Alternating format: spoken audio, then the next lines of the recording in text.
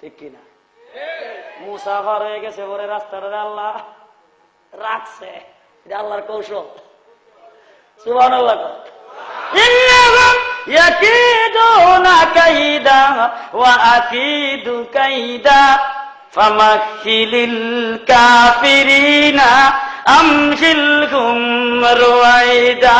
আর আল্লাহ বলেন তাদেরকে একটু সময় দেই, অত তাড়াতাড়ি ধরি না, একটু উস্তাদের মাঝ শেষ রাখি, একটু দেরি করে ধরি।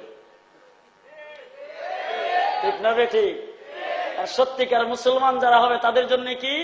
ওমাইয়াত্তাকিল্লাহা ইয়াজআল লাহু মাখরাজা।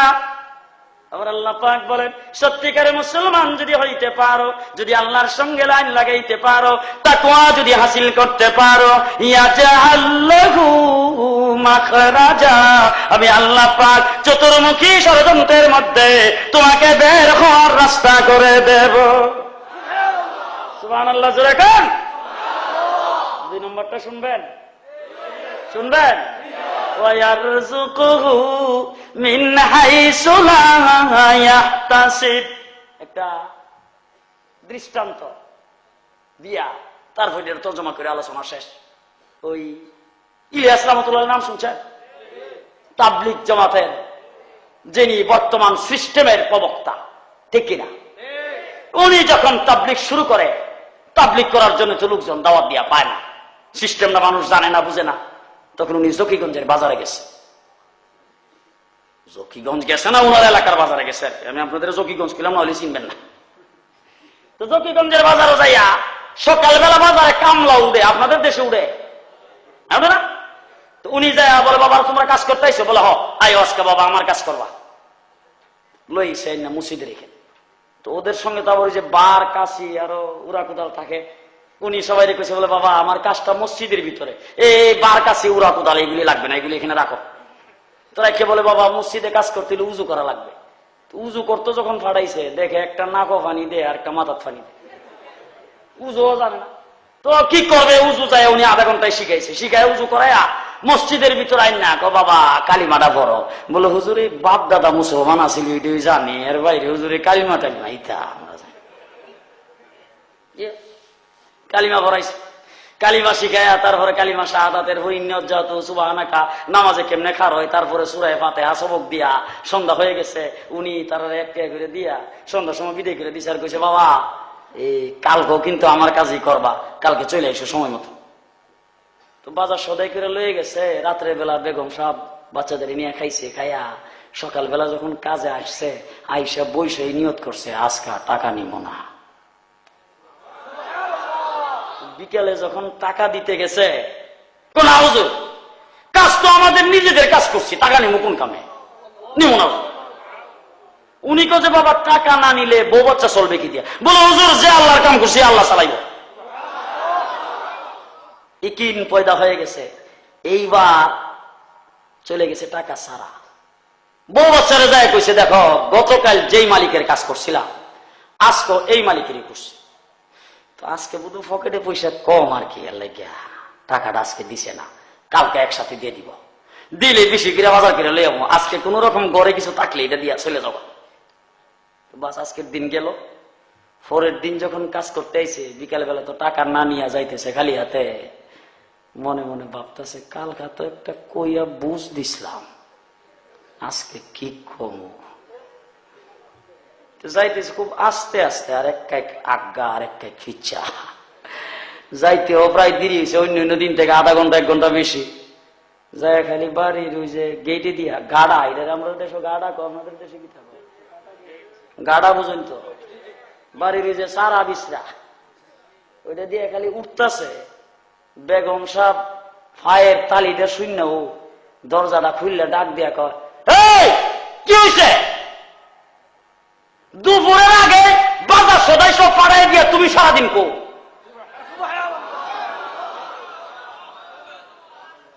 বুঝেন নাই? বুঝেন নাই? হে উঠতে কইছে এটা কি কো? বলে কি কই মানে তুমি যে মালিকের কাজ করতে গেছো, এই মালিক তো তার চাকর দিয়া তার দারোয়ান দিয়া বাজার ঘরে দিছে দুপুরের আগে, তুমি সারাদিন কো। ওয়ায়ারযুকুহু মিন হাইসু লা ইয়াহতাসিব। মুসলমান যদি হইতে পারো, ইমানদার যদি হইতে পারো, আল্লাহর সঙ্গে যদি লাইন লাগাইতে পারো, আমার আল্লাহ পাক বলেন তোমার রিজিকের ব্যবস্থা কোথায় থেকে হবে তুমি কল্পনাও করতে পারবে না। মুসলমানেরা, এই জন্য বলতে চাই, মুসলমানের দেশ মুসলমান হিসাবে বাঁচতে হবে, ইমানদার হিসাবে বাঁচতে হবে, ইমান নিয়ে থাকতে হবে। ইমান নিয়ে থাকতে চাইলে বর্তমান সময়ের জন্য 3টা প্ল্যাটফর্ম আছে। কয়টা না বিরক্ত হয়ে গেছে? ব্যাখ্যা বিশ্লেষণ ছাড়া 3টা প্ল্যাটফর্মের কথা বলে যাচ্ছে। মনে রাখবেন, 1 নম্বর প্ল্যাটফর্ম হলো মুন্সিবাজার মাদ্রাসা।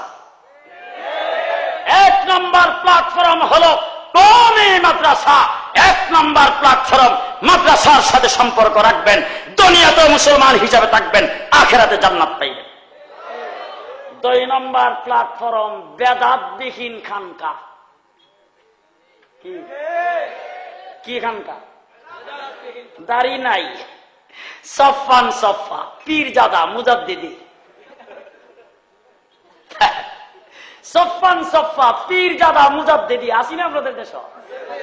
জি, গরু ছাগল লইয়া সব যায় হুদাইলে বোবাইরিয়া, আসলে হুসাইলে বোবাইরিয়া, আর খালি বলে বাবার কাছে গেলে বলে করবদারি হয়।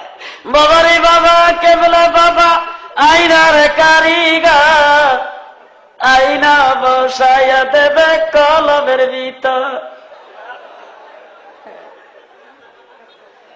অলি অলি না উলি? জি, অলি না উলি? মুসলমানেরা মাথার মধ্যে জড়া হয়েছে, এটাও বলো অলি। আর আমি 101টা শয়তানে প্রস্রাব করলে একটা জড়াও। হ্যাঁ, এটা অলি না শয়তান? হ্যাঁ, লাল শালু কাপড় জড়াইছে, এটা হইলো ডেঞ্জারাসের প্রতীক, এটাও বলে অলি। কাপড় খুললে ল্যাংটা হয়েছে, এটাও বলে অলি। হ্যাঁ, এই জন্য বলছি 2 নম্বর প্ল্যাটফর্ম বেদাতবিহীন খানকা। মনে থাকবে তো? মনে থাকবে তো? শাইখ মামরুখানী রহমতুল্লাহ আলাইহি, উনি ছিলেন হযরত মাওলানা হুসাইন আহমদ মাদানী কুতুবে আলমের খলিফা। ঠিক না বেঠিক? কুতুবে আলম হুসাইন আহমদ মাদানী রশিদ আহমদ গঙ্গোহী রহমতুল্লাহ আলাইহির খলিফা। রশিদ আহমদ গঙ্গোহী হাজী আমদাদুল্লাহ মাওয়াজের মক্কির খলিফা। ঠিক না বেঠিক? খেলাফতের খবর নাই, মাথার মধ্যে জড়া রেখে ফিরে গেছে। বাবা, কত বন্ড যে দেখলাম। আমি ওই ফার্মগিটি দিয়া গাড়ি দিয়ে আইতেছি, একটা আমার গাড়ির গ্লাসের মধ্যে যায় গ্লাস খুললা দেখি, বাবারি বাবা, সারা শরীরের মধ্যে লাল শালু কাপড় জড়াইয়া, এর উপর দিয়ে শিকল দিয়ে ফেসায় একটা তালা দিছে, নফসরে তালা। আমি গ্লাসটা খুলছি, পরে আমার হুজুর আল্লাহ রে পাইছেন? চোখ বার করে আমার জিজ্ঞা, আল্লাহ রে পাইছেন? যখন কইছে আল্লাহ রে পাইছেন, আমিও চোখ বার করে গেলাম, হ পাইছি। যে কইছি পাইছি, হে আমি কিন্তু পাই নাই। যে আমারে কইছে আমি কিন্তু পাই নাই। আমি বললাম যে তুই পাইবে কেমনে? তুই তো আল্লাহর ব্যাপারে 144 জারি করছ, তোর কাছে যেন আল্লাহ না আসতে পারে। আর আমরা দৈনিক 5 বার আল্লাহর সঙ্গে দেখা করি। ঠিক না বেঠিক? ঠিক না বেঠিক? বেদাতবিহীন খানকা 2 নম্বর। 3 নম্বর, বর্তমান যুগে বয়স্ক গ্রামে গঞ্জের মানুষের জন্য নির্ভরযোগ্য প্ল্যাটফর্ম হলো তাবলীগ। তাবলীগ, তাবলীগ।